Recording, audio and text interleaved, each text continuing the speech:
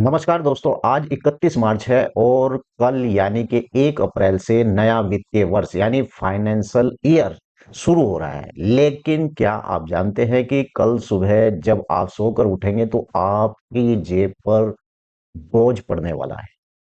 और साथ ही आपको बता दूं कि आज की इस वीडियो में मैं बात करूंगा 5-6 ऐसे बड़े नियमों की बात करेंगे जो नोएडा, गाजियाबाद, दिल्ली, एनसीआर से लेकर उत्तराखंड, हिमाचल तक आपकी प्रॉपर्टी और ट्रेवल्स बजट को हिला देंगे।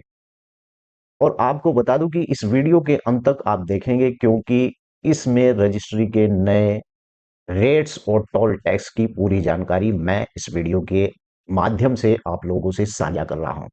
जो लोग मेरी वीडियो पर आधे पर ही छोड़कर भाग जाते हैं तो उन्हें आधा अधूरा ज्ञान मिलता है और यही कारण होता है कि आधा और अधूरा ज्ञान हमेशा व्यक्ति को दुखी करता है। इसलिए अगर आप आ ही गए हैं तो वीडियो को पूरा देखें। आखिर क्या चीज 1 अप्रैल से महंगी होने जा रही है, क्या रजिस्ट्री की रेट के ऊपर सर्किल रेट बढ़ने जा रहा है, कहां कहां पर सर्किल रेट बढ़ने जा रहा है। अगर आप गर्मियों की छुट्टी में घूमने के लिए जा रहे हैं तो वहां पर आपको क्या टैक्स देना पड़ेगा 1 अप्रैल से, ये सब कुछ बोझ आपके ऊपर यानी होने के लिए जा रहा है। अब ये बोझ कैसा है, तो चलिए आज की इस वीडियो में मैं आपको विस्तार से समझा दूं। लेकिन उससे पहले आपसे गुजारिश है कि अगर आप लोग मेरे इस YouTube चैनल पर पहली बार आए हैं तो कृपया चैनल को सब्सक्राइब जरूर कर दें और हाँ, साथ में बेल आइकन की घंटी को दबाना बिल्कुल ना भूलें। नोएडा और गाजियाबाद यानी प्रॉपर्टी महंगी होगी। जी हाँ, नोएडा और गाजियाबाद। वैसे तो भूमि से संबंधित हर एक अपडेट, कोई भी नियम या फिर कोई भी यानी कि ऐसा आदेश सुप्रीम कोर्ट या हाई कोर्ट से आता है तो मैं उस पर तुरंत ही वीडियो बना देता हूं। लेकिन ये बिल्कुल एक ताजा अपडेट है, आपको ऐसी वीडियो कहीं भी देखने को नहीं मिलेगी। और अगर आप चैनल पर आ ही गए हैं तो सब्सक्राइब जरूर कर लें क्योंकि उधर आदेश होता है और इधर मैं वीडियो बना देता हूं।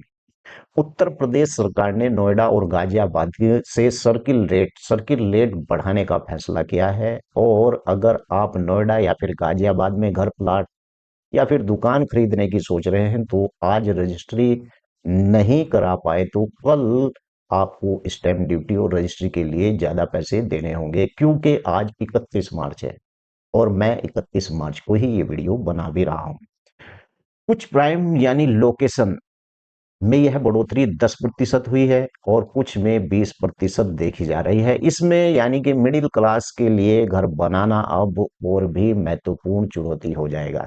अगर आप अब से पहले रजिस्ट्री करा लेते तो आपको स्टैंप ड्यूटी बहुत कम देनी पड़ती। लेकिन अगर आप 1 अप्रैल से यानी रजिस्ट्री करा रहे हैं या आपने कोई नोएडा या गाजियाबाद के अंदर इस प्रकार का कोई प्लॉट लिया है तो वहां पर प्राइम जगह पर यानी कि जो प्राइम लोकेशंस हैं वहां पर आपको सर्किल रेट 10 से लेकर 20% यानी बढ़ जाएगा 1 अप्रैल से। अब आगे मैं आपको बताता हूँ, ये मैंने आपको बता दिया है कि आप अगर नोएडा या फिर आप गाजियाबाद के अंदर उत्तर प्रदेश में ऐसी जगह पर मकान, प्लाट, जमीन खरीद रहे हैं तो 20 से 10% का आपको स्टैंप ड्यूटी देनी पड़ेगी, क्योंकि 1 अप्रैल से वहां पर सर्किल रेट में बढ़ोतरी की गई है।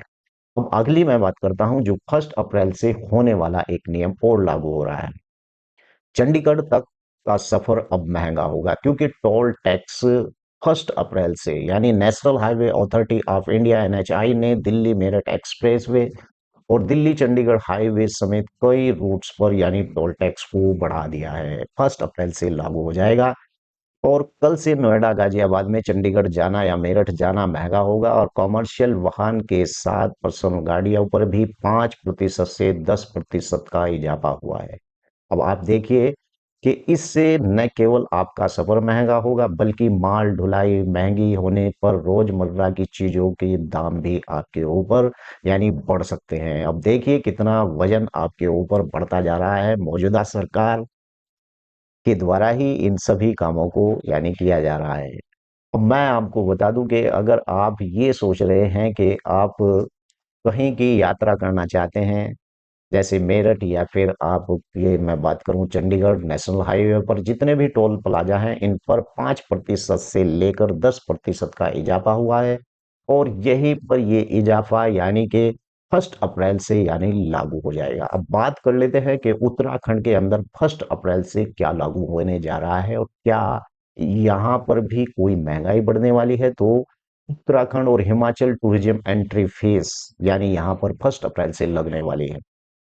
गर्मी की छुट्टी आने वाली है लेकिन पहाड़ों की सैर अब आपको बिल्कुल भी सस्ती नहीं पड़ेगी। उत्तराखंड और हिमाचल प्रदेश यानी सरकारों ने ग्रीन टैक्स या एंट्री फीस में बदलाव किया है और यहाँ पर ऋषिकेश, मसूरी, शिमला, मनाली जाने वाले पर्यटकों के लिए यानी होटल्स, रूम के दाम और कुछ विशेष पर्यटन स्थलों की एंट्री फीस 1 अप्रैल से यानी बढ़ गई है। अब देखिए कितना बढ़ता जा रहा है मामला। अब आपको भी अपनी जेब का बजट देखकर ही चलना पड़ेगा। दर्शकों को मैंने कई दशकों से इस बात के बारे में विश्लेषण किया है कि पहली महंगाई से लेकर और ये जो मौजूदा महंगाई है इसमें क्या अंतर है।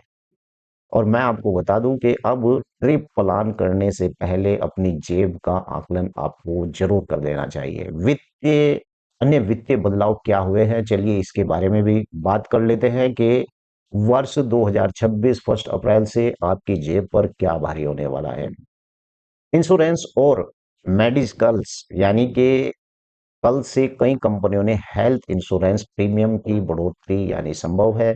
और दवाई जो होती है यानी कि हर व्यक्ति को दवाई की आवश्यकता होती है, हर को तो नहीं होती है। जो व्यक्ति अस्वस्थ होते हैं उन्हें दवाई की आवश्यकता होती है। आवश्यक दवाई जो होती है उनकी कीमतों में भी थोक मूल्य यानी सूचांक WPI के आधार पर बदलाव देखने को यानी आपको मिल सकता है 1 अप्रैल से। ऐसे ही इनकम टैक्स, अगर आपने अभी तक अपना टैक्स सेविंग या इम्प्रूवमेंट नहीं किया है तो पुरानी व्यवस्था के तहत आज आखिरी मौका है कि आप, अगर आपने टैक्स नहीं जमा किया है तो आपको टैक्स कर देना चाहिए, क्योंकि 1 अप्रैल से इसमें भी बढ़ोतरी होने के लिए जा रही है।